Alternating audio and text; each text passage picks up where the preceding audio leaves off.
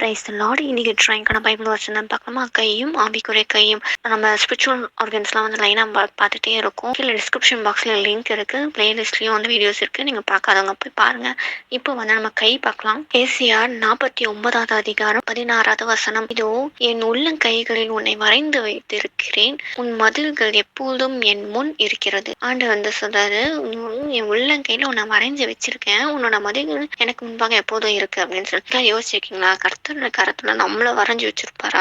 கர்த்தர் வந்து அவ்வளவு பெரிய தேவன். வானம் அவரோட சிங்காசனம், பூமி அவர் பாதப்படின்னு சொன்ன அவ்வளவு பெரிய தேவன். அவர் கையும் பெருசா இருக்கும். அவ்வளவு பெரிய கையில நம்மள வரைஞ்சு வச்சிருப்பாரா அப்படின்னு நீங்க யோசிச்சிருக்கீங்களா? வந்து ஆண்டவர் வந்து சொல்றாரு, உள்ளங்கையில உன்னை நான் வரைந்து வைத்திருக்கேன். அதாவது அவர் உள்ளங்கையில ஆணி கடவப்பட்டது அந்த தழும்பு இருக்கு இல்லையா? நம்ம பண்ண பாவம் தப்பு நிமித்தம் அவர் வந்து காயப்பட்டார். நம்ம அவர் கொடுத்தது பனிஷ்மெண்ட், ஆனா அவர் நம்மளுக்கு கொடுத்தது அன்பு. அந்த அன்பு தான் வந்து அவர் கையை நீங்க பார்த்தீங்கன்னா அந்த தழும்புக்குள்ள என் மகளுக்காக தான் நான் இந்த காயம் பட்டேன், அவளுக்காக தான், அவளை மீட்டணும், அவனை மீட்டு கொள்ளணும், என் பிள்ளைங்களை மீட்டு கொள்ளணுக்காக தான் இந்த தழும்புகளே நான் ஏற்றுக்கொண்டேன் அப்படின்னு. இந்த தழும்பை பார்க்கும்போது ஆண்டவர் நம்மளை பார்க்குறாராம்.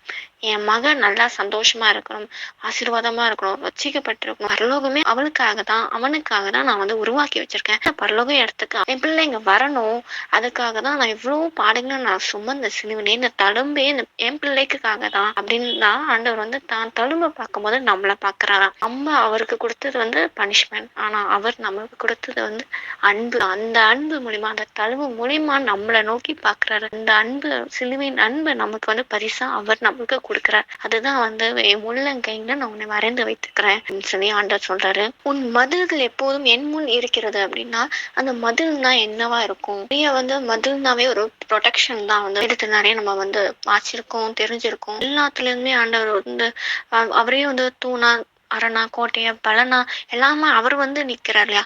இப்ப வந்து உன் மதில்கள்னு நான் சொல்றேன். உன் மதில்கள் எப்போதும் எனக்கு முன் இருக்கிறது. கர்த்தரோட மதில், கோட்டை, அரண்னா அது நமக்கு பாதுகாப்பு. அதே நம்மளோட வந்து மதில் அப்படின்னா வந்து பாவம் தான். ஆண்டவருக்கும் நம்மளுக்கும் இந்த ஒரு பிளவு உண்டாகுதுன்னு சொல்லி வசனம் இருக்கும் இல்லையா? ஏன்னா அந்த பிளவு தான் நம்ம பாவம். நம்ம செஞ்ச பாவத்தினால்தான் ஆண்டவர் கிட்ட சேர முடியாம அந்த ஒரு பிளவு நம்மளுக்கும் ஆண்டவருக்கும் இந்த உண்டாகுது. அது வந்து மதில், ஒரு மறைவான ஒரு விஷயம். அதை வந்து ஆண்டவர் சொல்றாரு, உன் மதில்கள். அதாவது நம்மளோட பாவம் எப்போதுமே கர்த்தருக்கு முன்னா இருக்கு. அந்த பாவத்தை போக்குறதுதான் அவர் சிலுவையில வந்து ரத்தம் சிந்தா.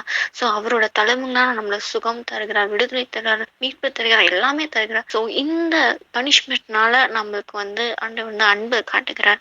சோ நம்மளோட மதில் எப்போதுமே அவருக்கு முன்பாக இருக்கு. ஆண்டவர்கிட்ட கேட்போம், ஆண்டவர் ஏசப்பா, என்னோட மதில்கள், என்னோட பாவ செயல்கள் உங்களுக்கு முன்பாக இருக்குது ஏசப்பா, தயவா மன்னிங்க ஆண்டவர் ஏசப்பா. நான் திரும்ப திரும்ப பாவம் செஞ்சு உங்களை நான் திரும்பி நான் சிலுவையில அறைய ஒப்பு கொடுத்துட்டே இருக்கேனே, மன்னிங்க ஏசப்பா. இனி நான் பாவம் செய்யாதபடி பாதுகாத்துக்கோங்க. பாவம் செஞ்சதுனால அந்த பனிஷ்மெண்ட் உங்களுக்கு வந்துருச்சு ஏசப்பா. நீங்க வந்து பாவம் செய்யாதவரா, பனிஷ்மெண்ட் எனக்கு கொடுக்காம உங்களோட அன்பையே எனக்கு கொடுத்தீங்களே, ஸ்தோத்திரம் ஏசப்பா. இனி நான் பாவம் செய்யாத பிள்ளையா என்றென்றுக்கும் வாழ எனக்கு கிருபை தாங்க. இனி உங்க உள்ளங்கையில வரைந்து வைத்திருக்க ஸ்தோத்திரம். எனக்காக நீ தழும்புகளை, பாடுகளை ஏற்றுக்கொடுக்க ஸ்தோத்திரப்பா. இனி நான் பாவம் செய்யாதவளா, உமக்கு ஏற்ற பரிசுத்தம் உள்ள பிள்ளைய நான் வாழ எனக்கு உதவி செய்யுங்க ஏசப்பா.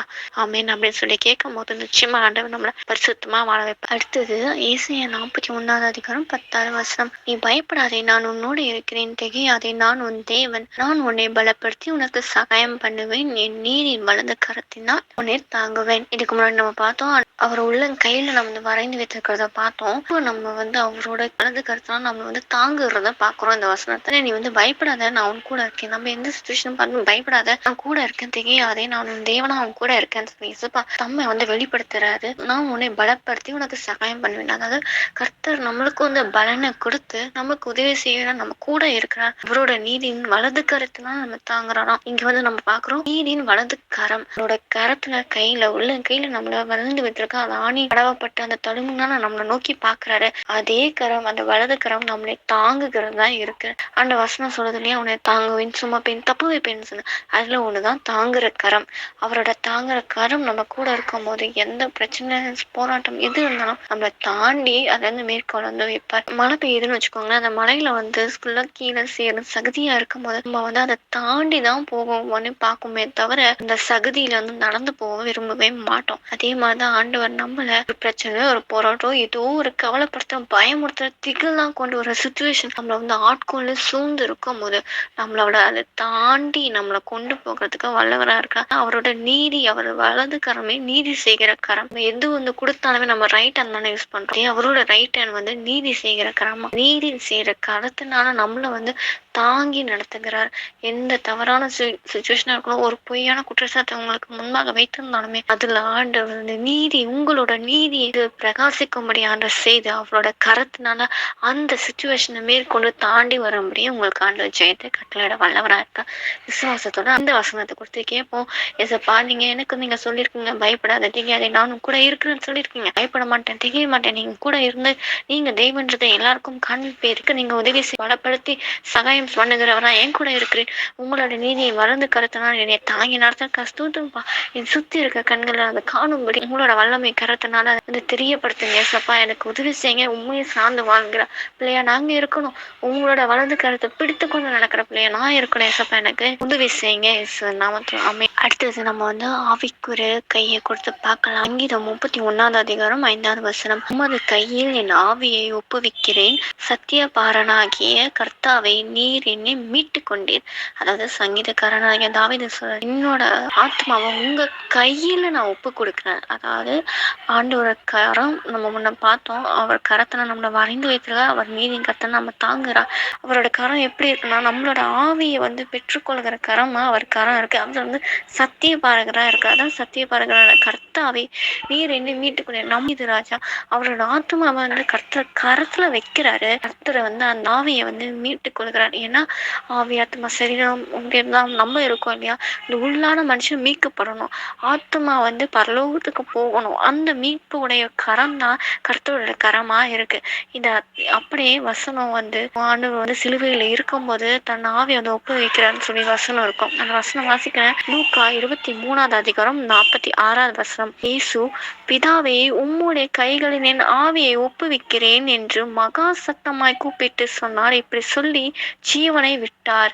எசப்பா வந்து சிலுவையில் இருக்கும்போது 7 வார்த்தைகள் சொல்றது, அந்த கடைசி வார்த்தை தான் இது. அந்த எசப்பா வந்து சொல்ற, பிதா கிட்ட தன்னோட ஆவியை வந்து ஒப்புவிக்கிறார், கொடுத்துட்டார். அவன்தான், நீங்க எனக்கு கொடுத்த எல்லா பொறுப்பையும் நான் செஞ்சு முடிச்சேன், இப்ப என் ஆவியை உங்க கருத்துலயும் நான் ஒப்படைக்கிறேன், நீங்க மீட்டுக்கொள்ளுங்க, என் ஜீவனை நீங்க மீட்டுக்கொள்ளுங்க அப்படின்னு சொல்லி தன்னை வந்து பிதா கிட்ட ஒப்படைச்சுதான் பாக்குறோம். அதேதான் தாவீது ராஜாவும் அவனோட ஆவி வந்து பிதா கிட்ட ஒப்படைக்கிறாரு. அதை நீங்களும் மீட்டுக்கொள்ளுங்க. ஏன்னா தாவீது ராஜா அவ்வளோ போராட்டம் வந்து வனாந்தரத்தை அவ்வளோ ஃபேஸ் பண்ற, நெருக்கிறாங்க, எனிமி சுத்தி இருக்கிறவங்க எல்லாமே, மாமனாரும் சரி பிள்ளைங்களும் சரி இவ்வளோ நெருக்கடி கொடுக்குறாங்க. அவங்க ஆத்மா வந்து ரொம்ப நொந்து போய் வேதனையில அந்த உபத்திரவத்துல ரொம்ப சோர்ந்து போய் கிடக்குது. தாவீது ராஜா சொல்றாரு, நம்ம வானத்துக்கு ஏறி நாம அங்கே இருக்கிறேன், பாதாளத்துல படுக்கை போட்டா நம்ம அங்கே இருக்கிறேன், நீ எங்கே எல்லா இடத்துலயும் இருக்கிற, உமக்கு மறைவா நான் எங்க போவேன்னு சொல்லி தாவீது ராஜா கேட்கிறேன். அந்த அளவுக்கு வேதனைக்கு தாவீது ராஜா அந்த உபத்திரவ காலத்துல வந்து அனுபவிச்சாரு. அதனாலதான் என் ஆத்மா வந்து வேதனைப்பட்டு இருக்கு, என் ஆத்மா உங்க கருத்துல ஒப்பு கொடுக்குறேன், நீங்க அந்த ஆத்மா மீட்டுக்கோங்க அப்படின்னு சொல்லி தாவீது ராஜா வந்து கர்த்தரை நோக்கி விண்ணப்பம் பண்ணார். அதேதான் இயேசுப்பாவும் சொன்னாரு, என் ஆவியை நான் உங்க கருத்துல ஒப்புவிக்கிறேன், நீங்க வந்து மீட்டுக்கொள்ளுங்க அப்படின்னு சொல்லி சத்தமா என் ஜீவனை வந்து விட்டுறேன் அப்படின்னு சொல்லி ஆண்டவர் வந்து தன் ஜீவனை வந்து விடுகிறார். அவர் வந்து எல்லாம் முடித்தது தன் ஜீவனை வந்து பிதா கிட்ட அர்ப்பணிக்கிறார். இங்க தாவீது ராஜா தன் ஜீவனை இழந்து போக கூடாதுன்றதுக்காக தன் ஆவியை வந்து கிட்ட ஒப்படைத்து நீங்க மீட்டுக்கோங்க அப்படின்னு சொல்லி கிட்ட ஒப்படைக்கிறதா பார்க்கும். இப்ப நம்ம ஆண்டவர் நோக்கி கூப்பிடுவோம். யாராவது இந்த வந்து பிரச்சனை போராட்டம் தவித்து கொண்டு இருந்தீங்களா, உங்களோட ஆவியை கர்த்தர்கிட்ட ஒப்பு கொடுங்க. கர்த்தாவே, என்னோட ஆத்மா வந்து ரொம்ப வேதனைப்படுது, துக்கமடையுது, இந்த உபத்திரவத்துல ரொம்ப சோர்ந்து போய் இருக்கு. கர்த்தாவே, எனக்கு உதவி செய்யுங்க. நீங்க சத்திய பாரகரா இருக்கிறீங்க, உண்மை உள்ளவரா இருக்கேன். உங்க கரம் என் ஆத்மாவை மீட்டு கொள்ளுகிற கை கரமா இருக்கு. ஏசப்பா, என்னைய மீட்டு கொள்ளுங்க. இல்லான மனுஷன் மீட்கப்படணும், பரலோகராஜ்யம் சேர்க்கப்படணும்ப்பா. என் ஆவியை உங்க கருத்துல ஒப்பு கொடுக்குறேன், அதை நீங்க மீட்டுக்கோங்க. ஏசப்பா, நீங்க எனக்கு வைத்திருக்க பொறுப்பை, உங்களோட சித்தத்தை நான் செய்து முடிக்கிற பிள்ளையா நிறைவேற்றி முடித்து அதை எல்லாவற்றும் முழுமையா ஏசப்பா எப்படி உங்க கருத்துல பிதாக்க உங்க உங்க கருத்துல ஒப்பு கொடுத்தாரோ அதே போல நீங்க என் மேல வைத்திருக்க திட்ட நோக்கத்தை நான் முழுமையா நிறைவேற்றி முடித்து மொத்தமா உங்க கரத்துல ஒப்படைக்கிற பிள்ளையா நான் இருக்கணும் ஏசப்பா. உங்க கரம் ஆவியை மீட்டுக் கொள்கிற கரமா இருக்கு. அதுக்கு நமக்கு ஸ்தோத்திரம் ஆண்டவரே ஏசப்பா. எல்லாவற்றையும் செய்து முடிக்கிற கரமாவும் உங்க கரம் இருக்கிறதுக்காக ஸ்தோத்திரப்பா. என்னையும் உங்க கருத்துல ஒப்பு கொடுக்குறேன். என் ஆத்துமாவை மீட்டுக்கொள்ளும். நீங்க இங்க கொடுத்த பொறுப்பை நான் முழுமையா முடித்து உங்க கருத்தை அர்ப்பணிக்கிற பிள்ளையா என்னை மாற்றி நடத்துங்கப்பா.